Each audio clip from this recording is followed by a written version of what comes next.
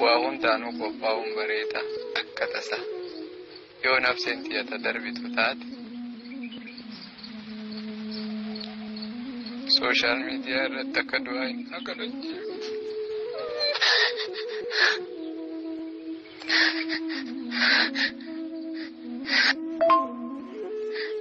Wallahi tolcha jiruun addunyaa tunnatti wanni ani du'allee sodaanne waa tokkollee sodaanne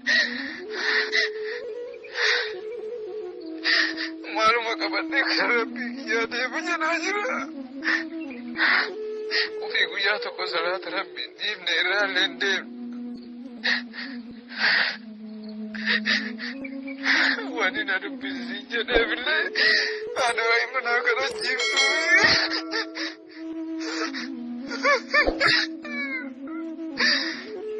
Suuraa kiyya akka maxxansin immoo ayyoon tiyya rifatti. Ayyoon tiyya abbaan kiyya ayyoon tiyya natti dhiisee darbe.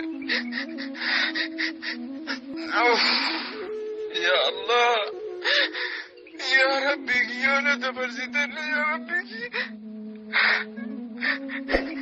Ya Rabbi kiyya maasiyaa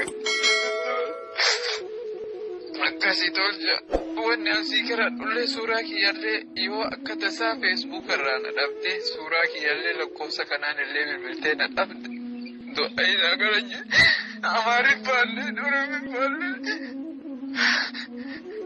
wallahi namni biyya ambaa keessa jiru atillee nu caalteetii miti. Namni martuu fuula rabbi wallahi du'alleen sodaanne rasuula rabbiittu du'e sallallahu alayhi wa sallam ambiyoota rabbiittu darbe garuu maal qabadhee deema gara fuula rabbii jechaafi wallahi du'aayinaa kadhachiise.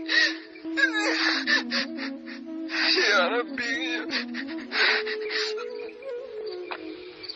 akkasii wallahi billahi orka kaleetti addata guyyaatiin natti dabalamaa deema.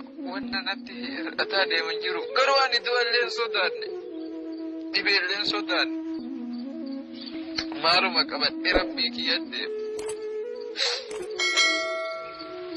namni fuula wanni irratti akka tasa yoo akka tasa rabbiin kiyya nafsee kiyya dabarse du'aayinaa kadhachiise yoo jiraadhe yookaan du'aayinaa kadhachiise inshaallah suuraa kiyya immoo akka maxxanse.